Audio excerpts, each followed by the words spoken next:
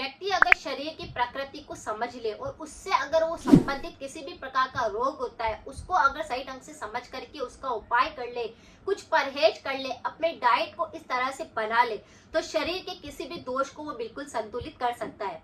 अगर शरीर के अंदर वात, पित्त और कफ तीनों दोषों के अंदर किसी भी दोष के अंदर असंतुलन आने लगता है, वात रोग और कफ रोग के बारे में आज हम डिस्कस करेंगे और कुछ ऐसी रेमेडी करेंगे जिसे करने पर आपके शरीर के वात रोग और कफ रोग बिल्कुल संतुलित हो जाएंगे या जड़ से बिल्कुल सही होने लगेंगे। लेकिन व्यक्ति को प्रकृति को समझना है, प्रकृति के साथ जुड़ाव करना है, जिसकी वजह से वह अपनी प्रकृति को समझ सके और उस रेमेडी को फॉलो कर सके। बारिश के दौरान तीनों ही दोष असंतुलित जल्दी से होने लगते हैं क्योंकि खान पान बिल्कुल असंतुलित रहता है, साथ में ही दिनचर्या बिल्कुल अव्यवस्थित रहती है। कई व्यक्ति ऐसे होते हैं जिनका के सोने का समय और उठने का समय संतुलित नहीं रहता, जिसकी वजह से भी कई सारी ऐसी बीमारियां होती है जो कि गंभीर रूप ले लेती है। वात रोग कुछ ऐसे ही रोग होते हैं जैसे शरीर के अंदर आपको देखने को मिलेगा कि शरीर के अंदर काफी ज्यादा दर्द महसूस हो रहा है। अब ये दर्द किसी भी जॉइंट्स के अंदर हो सकता है, शरीर के किसी भी अंग के अंदर हो सकता है, यानी आपको उसे समझना है। वात रोग का मतलब यही है कि शरीर के अंदर दर्द बढ़ रहे हैं। आप अगर सुबह उठते ही अगर आपको दर्द महसूस होता है, शरीर के अंदर घुटनों के अंदर दर्द हो सकता है, पैरों की पिंडलियों में महिलाओं को दर्द हो सकते हैं, कंधों के अंदर दर्द हो सकता है, गर्दन में दर्द रह सकते हैं, हाथ पैरों के पूरी हाथ पैरों के अंदर दर्द महसूस हो सकता है, कमर के निचले हिस्से या कमर के अंदर दर्द रह सकता है, सिर दर्द की समस्या हो सकती है। तो इस प्रकार से शरीर के अंदर किसी भी प्रकार का अगर दर्द है, चाहे वो जॉइंट संबंधित दर्द है या फिर शरीर के अंगों के अंदर दर्द है, तो ये वात रोग बिगड़ा हुआ है। इसकी वजह से हड्डियों के अंदर कमजोरी आने लगती है और हड्डियों के अंदर टेढ़ापन आने लगता है, अर्थराइटिस जैसी समस्या हो जाती है या कई और गंभीर समस्याएं भी बन जाती है। आप देखते होंगे कि बहुत सारे लोगों के नाखून और दांत दोनों ही बहुत ज्यादा खराब होने लगते हैं। जैसे कि नाखूनों को अगर आप देखेंगे तो बहुत ही पीलापन ले लेंगे, जल्दी जल्दी से वो टूटने लग जाएंगे, या फिर आप देखेंगे कि नाखून के अंदर वो बिल्कुल भी चमक नहीं है। इसी तरह से बाल भी बहुत ज्यादा झड़ने लगते हैं, बालों के अंदर चमक नहीं रहती है, वो बाल दो मुहे ज्यादा होने लगते हैं और ऐसे हो जाते हैं कि बेरुखे से। इसी तरह से अगर आपके दांतों के अंदर पीलापन बहुत ज्यादा आ रहा है, दांतों की हड्डी जो होती है वो थोड़ा थोड़ा सा टुकड़ा हो होकर टूट रहा है, इसका मतलब वात रोग असंतुलित हो रहा है। तो शरीर के जॉइंट्स के अंदर दर्द हो सकता है और शरीर के अंदर रूखापन महसूस कर सकते हैं। पूरे शरीर के अंदर रूखापन आने लग जाएगा, खुजली या इस प्रकार का चर्म रोग बढ़ जाएगा। तो ये होते हैं वात रोग से संबंधित कई रोग जो बारिश के अंदर सबसे ज्यादा परेशान करते हैं। अगर आपका वात रोग बिगड़ा हुआ है तो आज हम इसके लिए एक रेमेडी भी करेंगे जिसको आप करके आपके वात रोग को संतुलित कर सकते हैं। दूसरा है कि अगर किसी व्यक्ति के शरीर के अंदर कफ दोष असंतुलित हो रहा है तो शरीर के अंदर आलस से ज्यादा आने लग जाएंगे, भारीपन बहुत ज्यादा रहेगा, ऐसा लगेगा कि शरीर के अंदर कफ प्रकृति असंतुलित हो गई है, यानी कि सर्दी जुकाम, एलर्जी, साइनस, अस्थमा इस प्रकार का संक्रमण ज्यादा हो रहा है। यानी कि पूरे आंखों के अंदर चिपचिपापन रहेगा, नाक के अंदर चिपचिपापन रहेगा, मुंह के अंदर बहुत ज्यादा गीलापन रहेगा। तो ये होता है कफ दोष का असंतुलित हो जाना।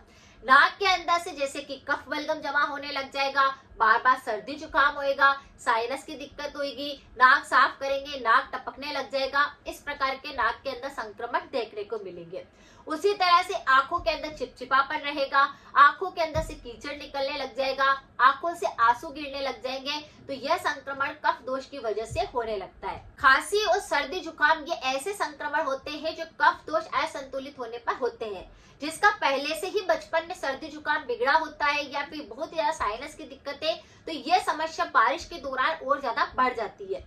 लेकिन कफ दोष अगर किसी का पहले से बिगड़ा हुआ होगा तो बारिश में तो ज्यादा बिगड़ेगा, लेकिन अगर अब भी आपको ऐसी कोई नई समस्या पैदा हुई है तो भी आज की रेमेडी को आप कर सकते हैं और पुरानी भी अगर आपको कफ समस्या है तो वह भी बिल्कुल सही हो जाएगी। पर हम दो तरह की रेमेडी करेंगे, दोनों ही रेमेडी कफ दोष और वात रोग दोनों पर ही काम करेगी। जैसे पहला होता है मसाज करना। अगर आप आपके शरीर पे रोजाना बारिश के दौरान मसाज करते हैं तो ये वात रोगों पर भी काम करती है और कफ रोगों पर भी काम करती है। अगर किसी व्यक्ति को बहुत ही ज्यादा रूखापन आने लगता है, शरीर के अंदर स्किन डिजीज बहुत ज्यादा हो रही है, शरीर के दर्द हो रहे हैं, तो उन्हें रोज थोड़ा सा गुनगुना ऑयल कर लेना है और उस ऑयल से मसाज करनी है। अब आप यहाँ पर पूछेंगे कि कौन सा ऑयल सबसे बेहतर होता है, तो तो सबसे बेहतर होता है, जो प्राचीन समय से चला आ रहा है, वह है सरसों का तेल और तिल का तेल। दोनों ही तेल को आप अच्छे से बारिश के अंदर यूज कर सकते हैं। इनके अंदर ऐसे एंटीऑक्सीडेंट होते हैं, ये काफी ज्यादा स्किन संबंधी बीमारियों को ठीक करते हैं, शरीर के दर्द को खत्म करते हैं। दोनों ही ऑयल को आप थोड़ा गर्म कर लीजिए और गुनगुने ऑयल से पूरे शरीर पर मसाज दीजिए, जिससे कि शरीर के दर्द खत्म होंगे, वात रोग सही होंगे, आपके कफ दोष बिल्कुल सही होंगे। अगर आपको सर्दी जुकाम और इस प्रकार का संक्रमण रहता है तो उस ऑयल से नाक की मसाज कर सकते हैं, कान के पीछे मसाज कर सकते हैं, अपने हथेलियों में मसाज कर सकते हैं, पैरों के पंजों पर मसाज कर सकते हैं, जिससे आपको कफ दोष जो असंतुलित हुआ होगा वह बिल्कुल संतुलन में आने लगा होगा। बच्चों को भी इस प्रकार का आपको जरूर मसाज देना चाहिए, जिससे कि बारिश के दौरान उनको स्किन डिजीज ना होए, बच्चों के शरीर रूखापन आने लगता है, खुजली होने लगती है, तो वह संक्रमण ना रहे। इस प्रकार से आप मसाज को सबसे पहले करना शुरू कीजिए, आपके शरीर के वात रोग और कफ दोष संतुलित होने लग जाएंगे। दूसरा है अंदरूनी उपाय, जिसको अगर आप करेंगे तो वात संबंधी रोग ठीक होंगे और कफ संबंधी रोग भी ठीक होंगे। आपको क्या करना है, रोज क्या करना है, दिन भर के अंदर जब भी आपको समय मिलता है, एक छोटा सा टुकड़ा दालचीनी का लेना है और 1 कप पानी गर्म करने के लिए रखकर उसके अंदर छोटा सा दालचीनी का टुकड़ा, सिनामोन जिसको बोलते हैं, उसे डाल करके अच्छे से बॉईल कर लेना है और इसकी चाय बना लीजिए या फिर इसका पानी तैयार कर लीजिए। ये अंदरूनी आपके जाकर के आपकी बीमारी को ठीक करता है, शरीर को अंदर से मजबूत बनाता है और आप देखेंगे कि वात रोग और कफ दोष आपके असंतुलित हुए होंगे, उनको ये बिल्कुल ठीक कर देगा। तो आपको इस पानी को बना करके आराम से धीरे धीरे करके इस पानी को पीना है।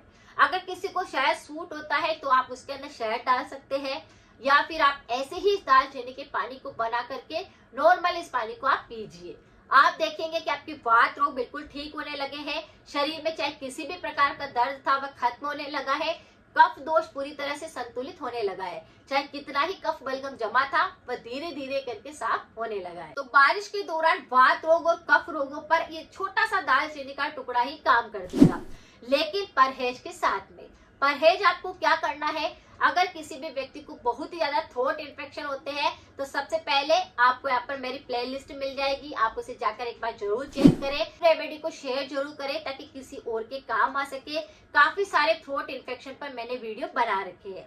अब बात करते हैं परहेज की, तो हमेशा बारिश के दौरान में पत्तेदार सब्जियों का सेवन नहीं करना है, दही का सेवन नहीं करना है, दूध का सेवन भी कम से कम करना है और पानी को बॉईल करके पीना है। उसी के साथ में आपको अदरक, काली मिर्च, हल्दी, इन सब चीजों का प्रयोग करना है, जो कि आपके अंदर से इम्यूनिटी को स्ट्रॉन्ग रखते हैं। अचार, तला हुआ, इनको कम से कम खाना है, पैकेट वाले आइटम बिल्कुल नहीं खाने हैं। तो कुछ परहेज कर लिए, कुछ सावधानी रख ली, तो आपकी रेमेडी जो है 100% आपको काम करेगी, शरीर के वात रोग और कफ दोष भी बिल्कुल संतुलित होने लग जाएंगे।